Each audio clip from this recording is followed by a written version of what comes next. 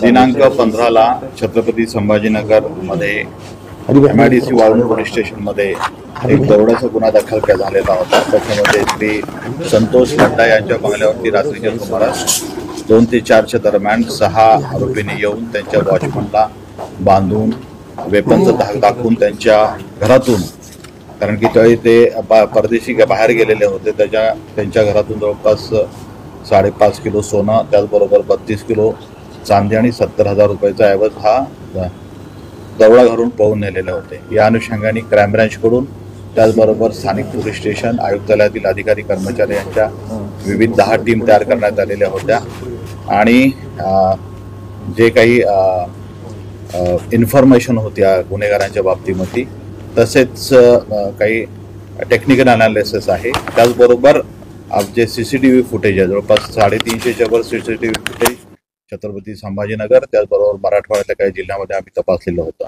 आणि अनुषंगाने 6 आरोपी जे आहेत त्या गुन्ह्यामध्ये निष्पन्न झालेले होते। त्याच्यापैकी 5 आरोपी हे काल क्राईम ब्रांचने आणि त्यांच्या टीमने हे पकडलेले होते।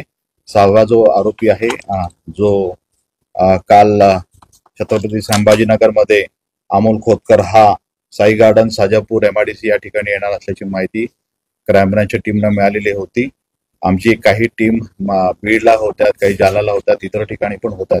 त्याचबरोबर ही एक टीम जी होती त्याला माहिती मिळाल्यानंतर आमचे रवी दत्तात्रय गच्चे API त्याचबरोबर त्यांचे कर्मचारी त्या ठिकाणी गेलेले होते। आरोपींनी त्या ठिकाणी आल्यानंतर गाडीला आमचे अधिकारी कर्मचारी त्या ठिकाणी गेल्यानंतर ते कुठल्याही प्रकारे सरेंडर झाले नाही, परंतु आमच्या अंमलदारांच्या अंगावर त्यांनी गाडी घातलेली होती। त्या अनुषंगाने त्यांनी फायर पण केलेला होता। आमच्या अधिकाऱ्यांनी उत्तरादाखल दिलेल्या फायरिंगमध्ये जो आरोपी आहे, ज्याचं पूर्वीचं गुन्हेगार रेकॉर्ड आहे, अमोल खोतकर हा जखमी झाला। त्याच्या उजव्या दंडावरती मागच्या बाजूला ती गोळी लागलेली होती गाडीत असताना। त्याच्याबरोबरती त्याची गर्लफ्रेंड पण होती, आफिसा उर्फ खुशी नावाची, ती पण गाडीत मागच्या बाजूला बसलेली होती आणि त्यानंतर आमच्या अधिकाऱ्यांनी त्याला हॉस्पिटल घाटीला ऍडमिट केलेलं होतं आणि नंतर त्याला डॉक्टरांनी मयत घोषित केलेलं आहे। त्या संदर्भामध्ये पोलीस स्टेशनचा गुन्हा देखील दाखल झालेला आहे। या गुन्ह्याच्या अनुषंगाने पोलीस आज आरोपींना कोर्टापुढे प्रोड्यूस करून PCR घेऊन गुन्ह्यात गेलेला माल जो आहे तो रिकव्हर करणार आहे। याचा गुन्ह्यातला काय सहभाग जो मयत आहे त्याचा गुन्ह्यातला मयत हे सर्व आरोपी जे आहेत यांच्या अनुषंगाने, कारण की ज्या काही त्यांनी रेकी त्या गुन्ह्याच्या ठिकाणी करण्यात आलेल्या होत्या, तपासात बऱ्याचशा बाबी समोर आलेल्या आहेत। सध्या त्या बाबतीत बोलणं योग्य नाही, परंतु हे सर्व आरोपी CCTV फुटेज रेकी करण्याकरता वापरलेली वाहनं आणि त्याचबरोबर त्यांचं जे काही टेक्निकल अनालिसिस आहेत त्या अनुषंगाने हे सर्व आरोपी हे निष्पन्न झालेले आहेत।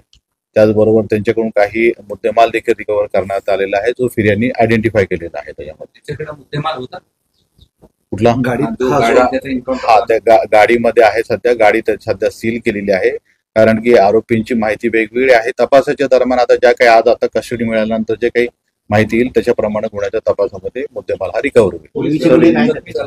पूर्वीचे अमोल खोतकरवर पूर्वीचे 10 गुन्हे आहेत, त्याच्यामध्ये दरोड्याचे गुन्हे आहेत, त्याचबरोबर 307चे देखील आहेत। गंगणेवरती देखील जवळपास 11 गुन्हे आहेत, कारण की गंगणे हा मूळचा अंबेजोगाईचा आहे, त्याचे सगळे गुन्हे अंबेजोगाईचे आहेत। त्याच्यावरती मकोकाचे पण गुन्हे आहेत आणि दरोड्याचे देखील गुन्हे आहेत। तसेच योगेश हसबे ह्याच्यावरती देखील 7 गंभीर गुन्हे दाखल झालेले आहेत।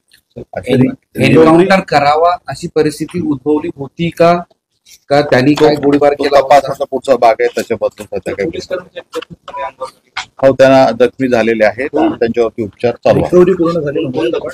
नाही, तपास बघा, आरोपी आज आम्ही कोर्टापुढे प्रोड्यूस करणार आहोत।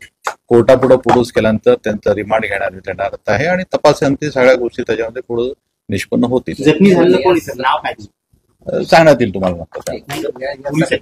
या सगळ्या प्रकरणामध्ये पालकमंत्र्यांनी 2 दिवसापूर्वीच आरोप केले होते की शहरातल्या चोऱ्यांमध्ये पोलिसांचा सहभाग असतो आणि मला त्यानंतर अगदी दुसऱ्या दिवशीच एन्काउंटर होतं।